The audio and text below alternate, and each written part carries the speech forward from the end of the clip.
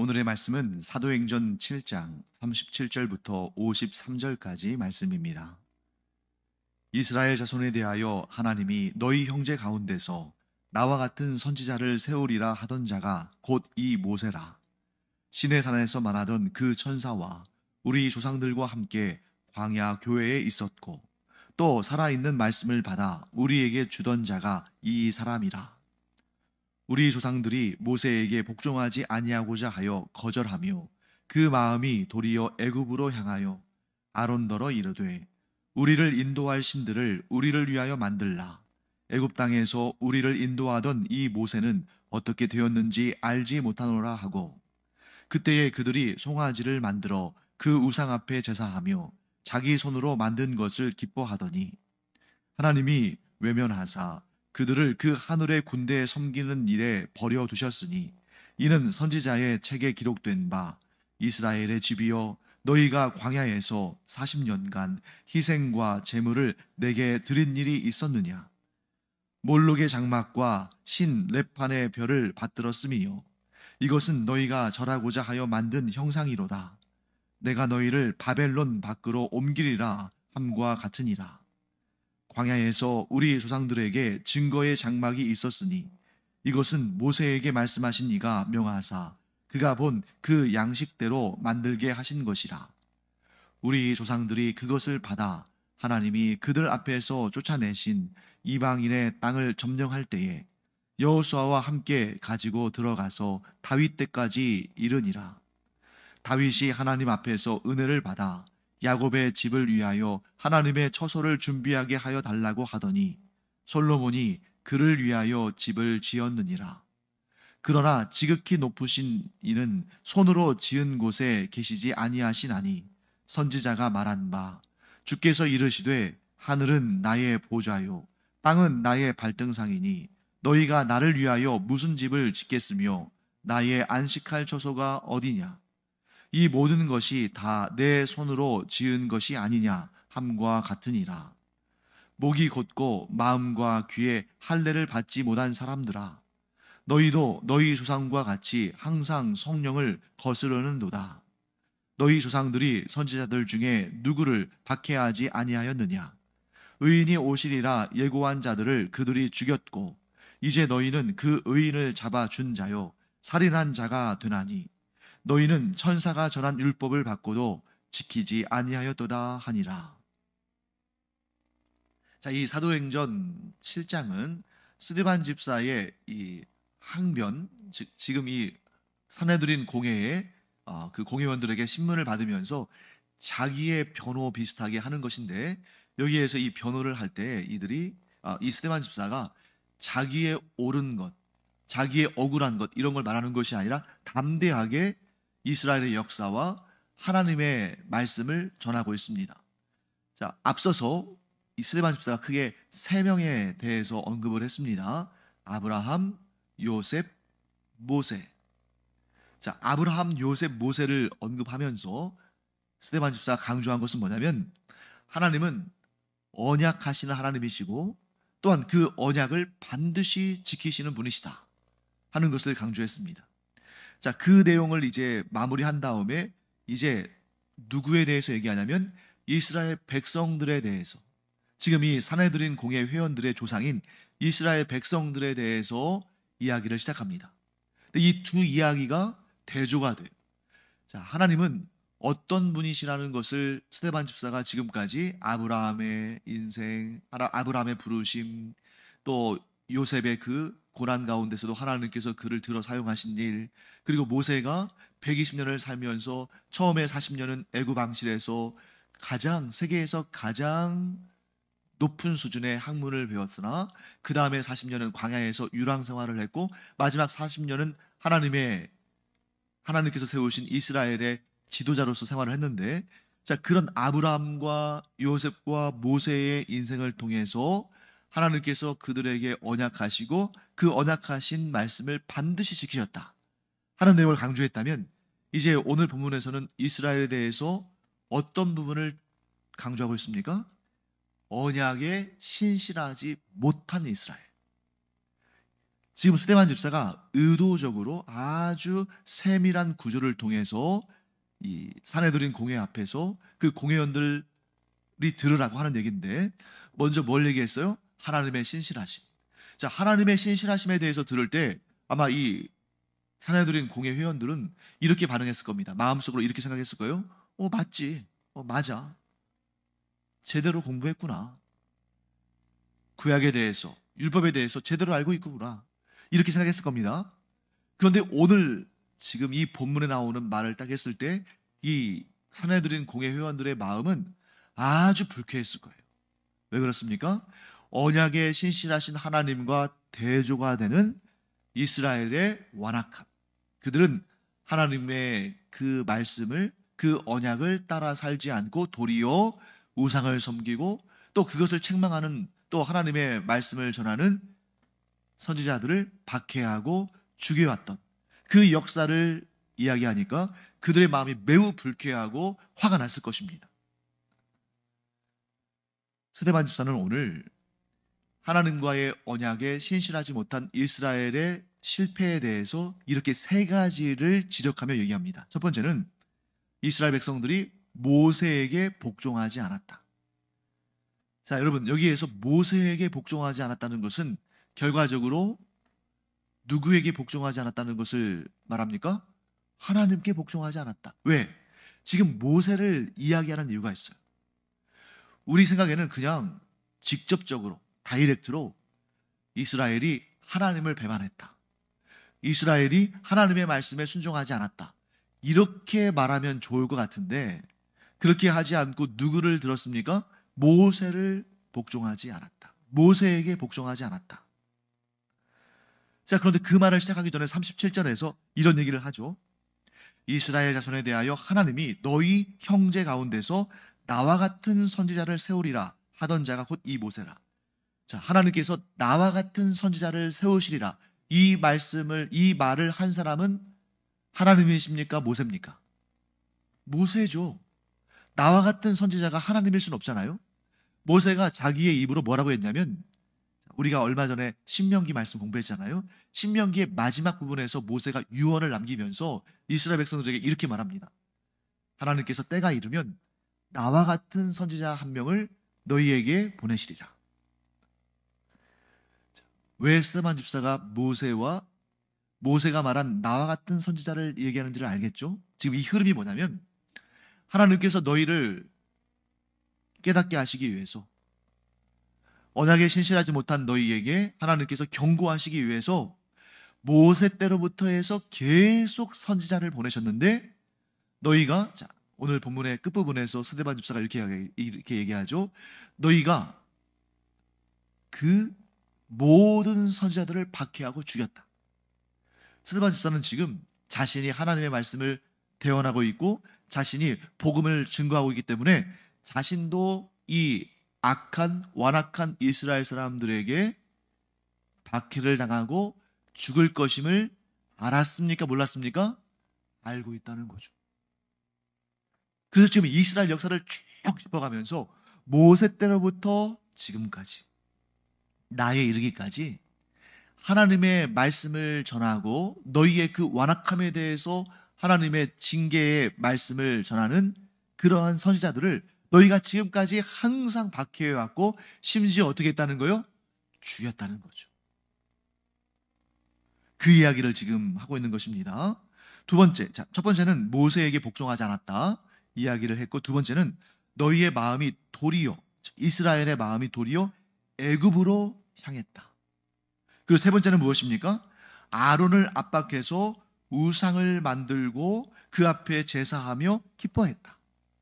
이 세 가지, 모세에게 복종하지 않은 것, 그들의 마음이 도리어 애굽을 향한 것, 아론을 압박해서 우상을 만들고 제사하며 기뻐한 것, 이 세 가지가 무엇을 의미합니까? 이스라엘 백성들이 여호와 하나님과 맺은 언약에 신실하지 않았다. 자, 그러면 언약을 깨뜨린 자가 하나님이십니까? 아니면 이스라엘입니까? 이스라엘이죠. 언약을 깨뜨린 이스라엘이 신실하지 못했다, 신실하지 않았다 하는 것입니다. 자, 이렇게 언약에 신실하지 않은 자들에 대해서 하나님께서 어떻게 반응하셨을까요?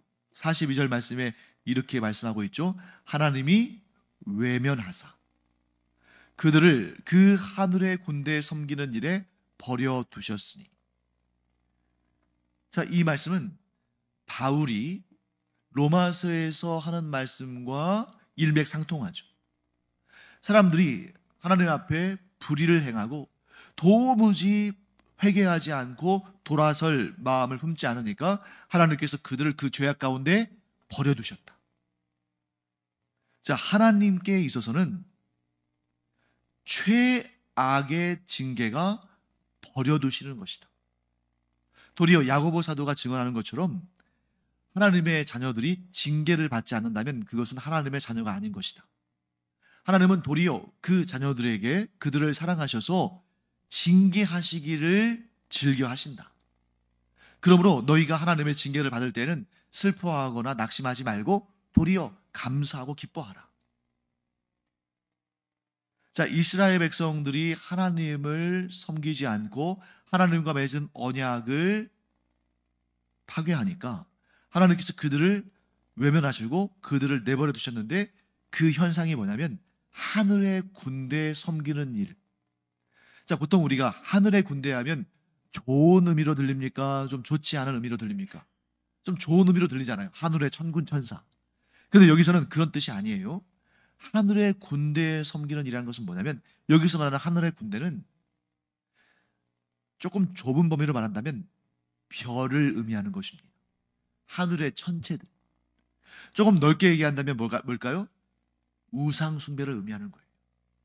그들이 하나님과 맺은 언약을 깨뜨리고 회개하지도 않고 하나님께서 선지자들을 계속 보내시면서 그들에게 경고의 메시지를 주시고 하나님께 돌아오도록 하셨으나 그들이 끝끝내 그 완악한 마음을 버리지 않고 회개하지 않고 하나님께 돌아오지 않으니까 하나님께서 그들 마음대로 우상을 섬기는 일에 버려두셨다는 것입니다.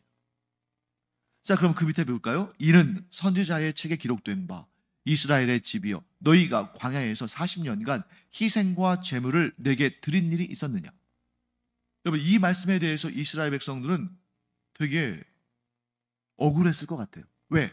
자, 40년 동안 광야에 장막, 곧 성막이 있는 동안에 이스라엘 백성들이 매일 드리는 상번제, 아침과 저녁에 드리는 두 번의 번제와 절기 때마다 드리는 제사와 안식일에 드리는 제사를 어긴 적이 있습니까? 없습니까? 없어요. 항상 지켜왔어요. 그래서 이 이스라엘 백성들이 아마 이렇게 항변했을 겁니다. 우리가 하나님께 드리는 제사를 그친 적이 있느냐? 이 성막이 있는 동안에 또 이 성전이 있는 동안에 우리가 항상 하나님께 율법의 규정대로 제사를 드리지 않았는가? 근데 이 하나님께서 선지자의 말씀을 통해서 선지자를 통해서 하신 이 말씀, 이스라엘의 집이여 너희가 광야에서 40년간 희생과 제물을 내게 드린 일이 있었느냐? 이 말씀은 사실 한 단어를 넣으면 딱 맞아 떨어지죠.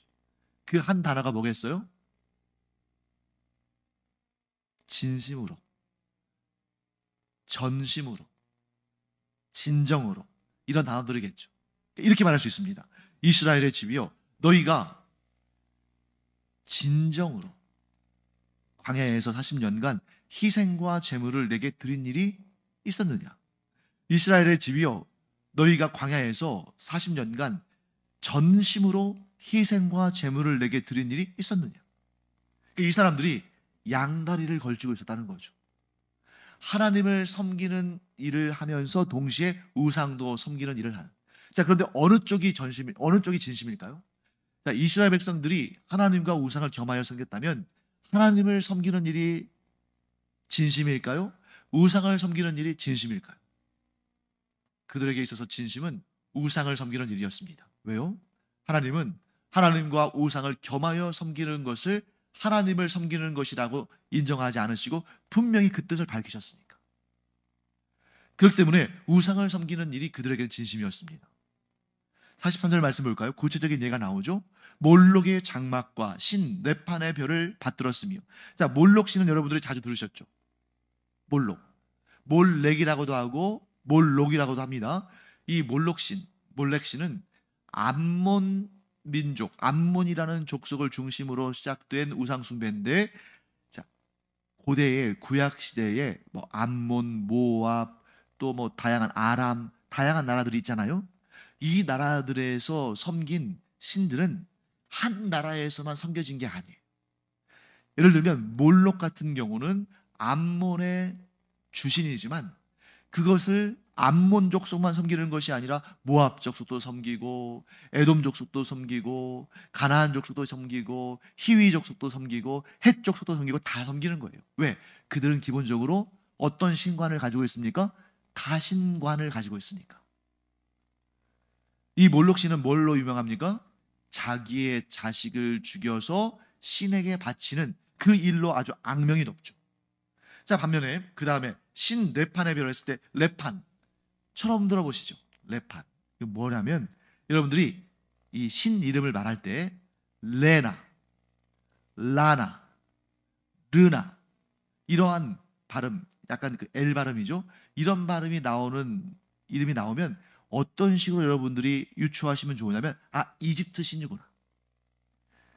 이 고고학에 관심이 있으시거나 고대 역사에 관심 있는 분들은 태양신 라 혹은 태양신 레 이렇게 발음하는데 그 태양신 라나 레에 대해서 들어본 적이 있을 거예요. 이게 바로 애굽 곧 이집트의 태양신을 의미합니다. 그래서 이집트의 파라오는 태양신 라의 아들이다. 자, 태양신의 아들이면 그도 신인 거죠. 그래서 애굽의 왕 파라오는 자신을 태양신 라의 아들로, 태양신 라의 후손으로 여겼고 또 이집트 사람들이 그렇게 여겼기 때문에 그 미라로 만든 거예요. 계속해서 섬기려고. 자, 그러니까 이들이 가나안의 신들뿐만 아니라 그들이 출애굽했음에도 불구하고 여전히 과거의 풍습을 따라서 애굽에서 섬겼던 그 신들을 섬겼다는 것입니다. 자, 애굽을 출애굽할 때는 그 애굽에서 섬겼던 우상들을 다 떨쳐놓고 나와야 되는 거잖아요. 그런데 그들이 과거에 섬겼던 우상신도 가지고 나오고 이제 장차 들어가게 될 그 가나안 땅에 이 이방 족속들이 섬기는 신도 섬기고. 그러니 하나님께서 얼마나 속상하시겠어요? 그래서 그들을 어떻게 해요? 바벨론 밖으로. 그들이 북이스라엘은 아수르에, 남유다는 바벨론에 멸망하게 하신 다음에 그들을 포로로 세계 만국에 흩으시는 그런 역사를 하나님께서 이루셨다는 것입니다. 자, 그런데 반면에 44절 말씀 볼까요? 광야에서 우리 조상들에게 증거의 장막이 있었으니 그렇게 이스라엘 백성들이 완악하고 하나님과 우상을 겸하여 섬겼음에도 불구하고 하나님은 이스라엘을 떠나지 않으시고 계속 그들에게 증거의 장막, 뭐겠습니까? 성막에 임재하셔서 그들에게 하나님의 존재를 드러내셨습니다. 뿐만 아니라 다윗 때에 준비를 해서 솔로몬 때에 성전을 지었죠.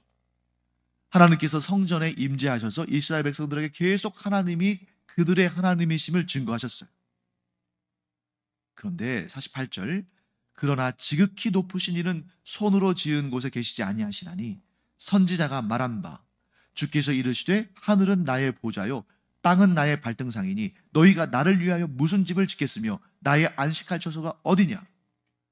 자, 하나님은 성막이나 성전에 붙들려 계신 분이 아니라는 겁니다. 온 우주 만물이 하나님의 창조물이고 하나님의 소유인데 하나님께서 사람이 손으로 지은 집에 거기에만 머물러 계신다는 것은 말이 안 되잖아요. 온 우주 만물을 창조하시고 다스리신 분이신데, 자, 여기에서 지금 스데반 집사가 강조하고 싶은 것은 이것입니다. 비록 성막과 성전이 하나님께서 임재하셔서 하나님의 말씀을 전하는 그런 통로가 되었지만 하나님은 결코 이 성막이나 성전, 곧 사람의 손으로 만든 건축물에 가둬둘 수 있는 분이 아니다. 이 말을 왜 할까요? 지금 스데반 집사를 신문하고 있는 이 사내들인 공회 회원들은 하나님을 성전에 가둬두고 하나님을 이용해서 자신들의 권력과 재산을 증가시키는 사람들이에요. 어떻게 해서든지 간에 하나님을 이용해서 자신들의 그 또 다른 신, 어떤 신입니까? 자신들의 그 욕심, 자신들의 욕망을 채우고 있는 자들이다. 자, 마치 중세의 로마 가톨릭이 하나님을 볼모로 잡고 사람들을 미혹해서 면죄부 같은 것을 판매하면서 자신들의 권력과 자신들의 재물을 많이 모아둔 것처럼, 이 사내들인 공회 회원들, 지금 이스라엘의 종교 지도자들은 이들이 하나님을 성전에 가둬두고 사람들을 미혹해서 자신들의 권력과 재산을 풍부하게 하는데 그렇게 이용하고 있는 것이죠. 자, 그러면 이 스데반 집사의 이 긴 증언의 결론은 무엇인가? 51절 말씀 볼까요? 목이 곧고 마음과 귀에 할례를 받지 못한 사람들아, 너희도 너희 조상과 같이 항상 성령을 거스르는도다. 이 말씀에 답이 나왔습니다. 스데반 집사가 강조하는 것은 무엇입니까? 너희의 곧은 목을 부드럽게 해서 하나님 앞에 고개를 숙여라. 너희의 마음을 부드럽게 해서 하나님 앞에 완고한 마음이 아니라 하나님의 말씀에 순종하는 마음을 가져라. 너희의 귀가 할례를 받아서 하나님의 말씀을 듣고 회개하고 돌이켜 하나님과 맺은 언약에 신실하라. 사랑하는 성도 여러분, 스데반 집사의 이야기의 결론은 너희는 참 나쁜 사람들이다 하고 정죄하고 저주하는 것이 아니라, 너희들이 이와 같은 죄를 지었으나 너희가 회개하고 하나님께로 돌아와서 하나님과 맺은 언약에 신실하면 하나님께서 너희에게도 지금 이 수많은 사람들, 예수 믿고 구원받은 이 수많은 사람들이 받은 그 은혜와 동일한 은혜를 너희에게 주실 것이니, 너희가 부디 내가 절절하게 외치는 이 선지자의 선포를 듣고 하나님께로 돌아와라. 사랑하는 성도 여러분, 아무리 악한 죄라도 하나님께서 용서하지 못하시는 죄는 없는 줄 믿습니다. 그런데 왜 하나님은 모든 죄를 다 용서하실 수 있는 권한과 능력이 있으시면 그냥 다 용서하시면 좋은데 왜 그렇게 하지 않으셔요? 하나님은 반드시 그 죄 용서의 능력을 언제만 사용하시냐면 불의한 자, 죄인이 회개할 때만 사용하십니다. 하나님의 능력이 모자라서 사람들을 다 용서 못하시고 일부만 용서하시는 것이 아니라 누구나 다 용서하시고도 남는 사랑과 능력을 가지고 계시지만 오직 그 죄를 하나님 앞에 내려놓고 회개하고 돌이키는 자들, 그래서 나는 예수 그리스도가 필요한 사람이라고 고백하는 자들에게만 죄 용서의 역사를 이루신다. 자, 그러면 여러분, 이제 우리는 어떻습니까? 우리는 예수 그리스도를 구주로 영접함으로 하나님 앞에 솔직히 우리의 죄를 회개하고 죄사함 받고 구원받은 사람들이 됐죠. 그러면 이제 죄와 사망의 권세가 우리 안에서 역사하지 못합니다. 그럼에도 불구하고 우리가 노력해야 할 것은 무엇입니까? 우리가 이 죄와 사망의 권세에서 자유를 얻은 이 상태를, 이 신분을 계속 유지하기 위해서 노력해야 되는 거예요.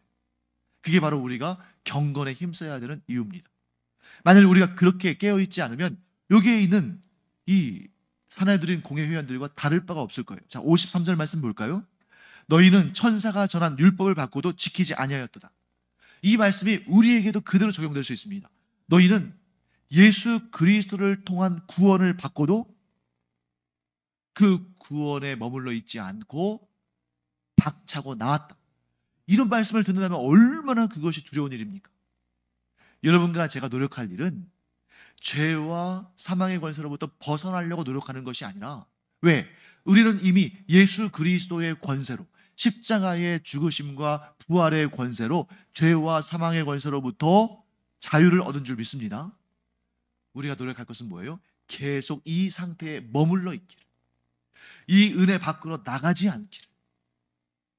이스라엘 백성들이 하나님을 섬기다가 우상을 겸하여 섬긴 것처럼 우리가 하나님과 겸하여 섬기는 다른 것을 두지 않기를, 그것을 애써야 한다는 것입니다. 이 스데반 집사의 외침이 단지 이 사내들인 공회 회원들에게만 해당하는 것이 아니라 우리에게도 해당하는 것이다. 여러분과 제가 예수 그리스도를 믿음으로 죄와 사망의 권세에서 벗어나 영생의 구원을 얻었으니 우리가 힘써 이 은혜를 끝까지 지키고 이 은혜 밖으로 나가지 않는 그런 우리가 되기를 간절히 축원합니다. 기도하겠습니다. 하나님, 저희가 예수 믿고 구원받으며 하나님의 은혜와 복 가운데 거하게 하심을 감사드립니다. 저희가 이 세상 그 무엇과도 비교할 수 없는 가장 좋은 것을 얻었사오니 이제는 힘써 그것을 지켜내게 하여 주시옵시고 하나님의 그 구원의 은총에서 벗어나지 않는 지혜롭고 경건한 자들 되게 하여 주시옵소서. 감사드리며 예수님의 이름으로 축복하며 기도합니다. 아멘.